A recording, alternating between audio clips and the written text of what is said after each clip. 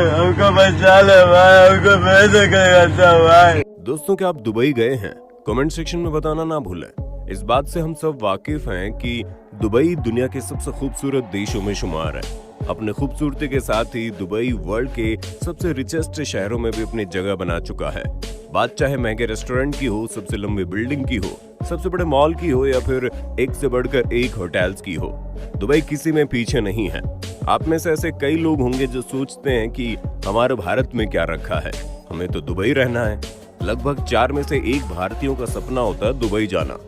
अगर आप हमारी बात से सहमत है तो फटाफट से लाइक का बटन दबा दीजिए।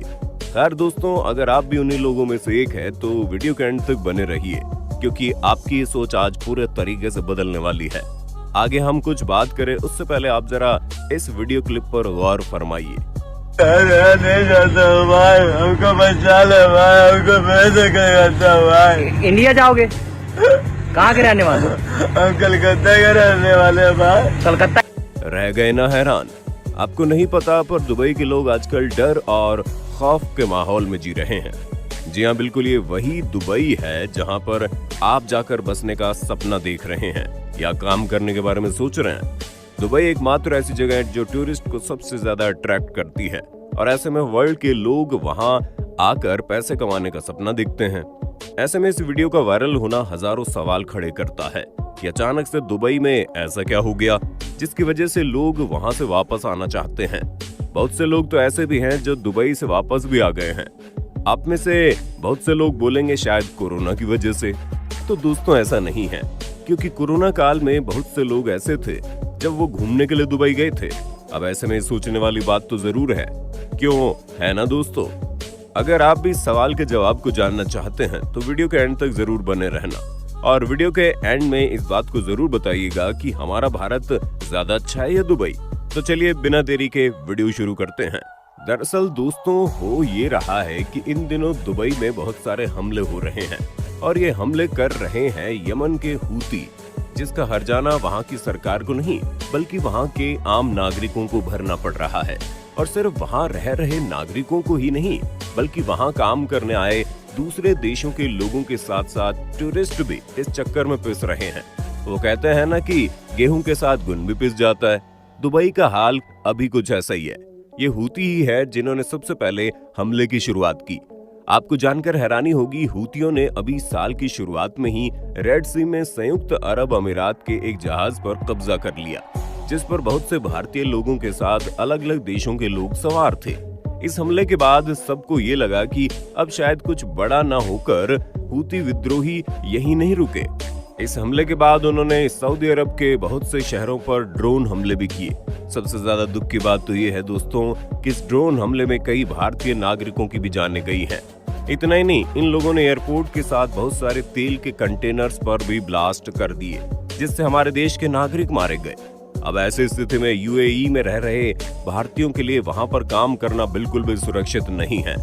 दुबई की चकाचौंध अब बिल्कुल ठप पड़ चुकी है, और पड़े भी क्यों ना, इस आपसी मतभेद की वजह से दुबई का हाल बेहाल हो चुका है। जाहिर सी बात है दोस्तों, इतना कुछ होने के बाद सऊदी अरब की सरकार भी चुप कहां रहने वाली थी। सऊदी अरब की सरकार ने सेना का दम दिखाते हुए यमन के हूती इलाकों में एक के बाद एक मिसाइल दागे, जिसके बाद कई हूती विद्रोहियों की भी जान चली गई। और ऐसा करके दुबई में शुरू हो चुका है ऐसा युद्ध जिस पर दुनिया भर के लोग टकटकी लगाए बैठे हैं। दोस्तों, आप जानकर दंग रह जाएंगे, पिछली बार की लड़ाई के बाद संयुक्त राष्ट्र ने अपने एक रिपोर्ट में बताया था कि इस लड़ाई में 2,33,000 से ज्यादा लोगों की मौत हो गई, और इस आंकड़े में 10,000 से ज्यादा बच्चे शामिल थे।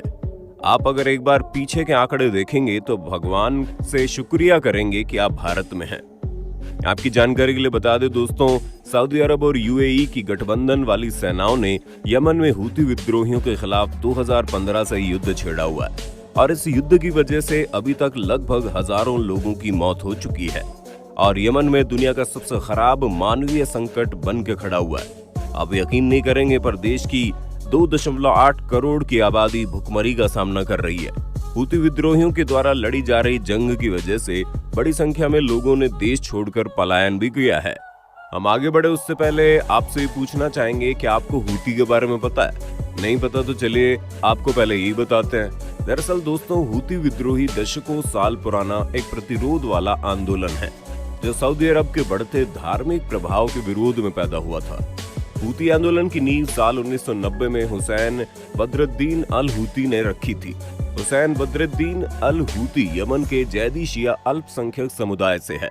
हुसैन की 2004 में यमन के सैनिकों द्वारा हत्या कर दी गई थी। इसके बाद से ही हूती समूह की कमान हुसैन के भाई अब्दुल मलिक ने संभाली।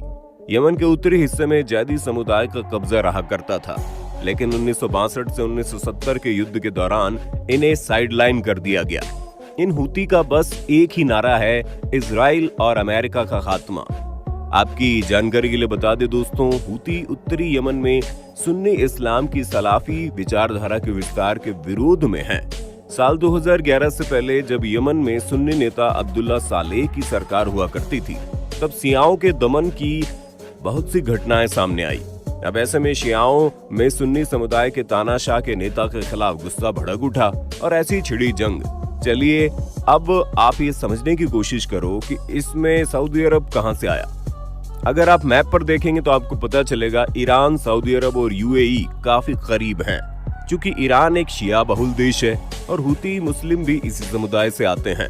अब हुआ ये कि ईरान के आसपास के इलाकों की वजह से हूती की ताकत में इजाफा हुआ, जिसके बाद शिया समुदाय से आने वाले हूतियों की यमन में बढ़ती ताकत से सुन्नी बहुल देश जैसे सऊदी अरब, यूएई समेत 8 देश सख्ते में आ गए।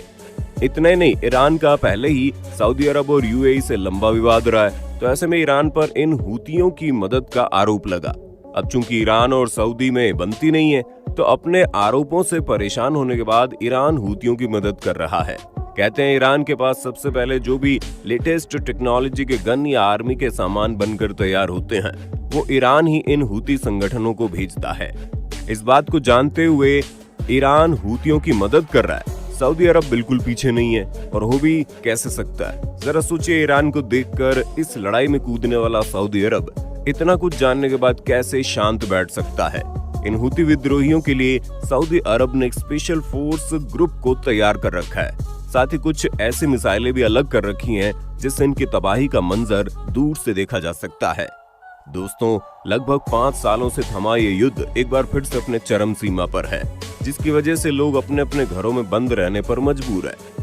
अब ऐसे में वहां आए टूरिस्ट के साथ साथ वहां पर रहकर काम करने वाले लोगों में भी दहशत का माहौल बना है, और इसकी वजह से ये लोग कैसे भी करके अपने अपने देश वापस लौटना चाहते हैं। खैर दोस्तों, इतना कुछ जानने के बाद आपके दिमाग में बात जरूर आई होगी कि यमन में चल रही ये लड़ाई आखिर किन किन देशों तक जुड़ सकती है। वहां पर रह रहे भारतीय लोगों के साथ अन्य देशों के लोगों पर कितना ज्यादा खतरा मंडरा रहा है। क्या हूती उन्हें भी नुकसान पहुंचाएंगे? तो दोस्तों, आपकी जानकारी के लिए बता दें, दुबई में लगभग 80% आबादी विदेशी है। ये लोग यहीं पर रहकर काम करते हैं। बात अगर हम अपने भारतीय लोगों की करें तो इनकी संख्या लगभग 38 लाख है, जो कि दुबई की आबादी का 40% है। इसमें उन लोगों को शामिल नहीं किया है जो वहां घूमने जाते हैं, क्योंकि दुबई इतना बड़ा टूरिस्ट डेस्टिनेशन है कि कोरोना के बढ़ते केसेस के बावजूद भी पिछले साल 2021 में हमारे भारत के लगभग 20 लाख लोग दुबई घूमने पहुंचे थे। रही बात सेफ्टी की, तो दोस्तों, जिस तरह से दुबई में हमले हुए हैं, उस तरह से तो ये कह पाना कि भारतीय लोगों की जान खतरे में नहीं है एक बेवकूफी होगी। लेकिन इस हमले के बाद ये बात तो बिल्कुल साफ हो गई कि दुबई किसी के लिए भी सुरक्षित नहीं रह गई। इतने सारे हमले के बाद लगभग सभी लोग यही चाहते हैं कि उनकी जान बच जाए और वो जल्दी से जल्दी भारत लौट आए। कहीं ना कहीं ये घटना उन लोगों के लिए एक सबक है जो भारत जैसे देश में रहने के बावजूद भी ये बोलते हैं कि वो यहाँ पर सुरक्षित महसूस नहीं करते। ऐसे लोगों को एक बार इस कंडीशन में दुबई के दर्शन तो जरूर करने चाहिए, तब पता लगेगा कि भारत बाकी देशों के मुकाबले कितना ज्यादा सुरक्षित है। आज के लिए इतना ही दोस्तों। क्या आपके भी कोई रिश्तेदार हैं जो दुबई में फंसे हुए हैं? कमेंट सेक्शन में बताना ना भूलें। वीडियो पसंद आए तो वीडियो को लाइक और अपने दोस्तों के साथ शेयर करना ना भूलिएगा।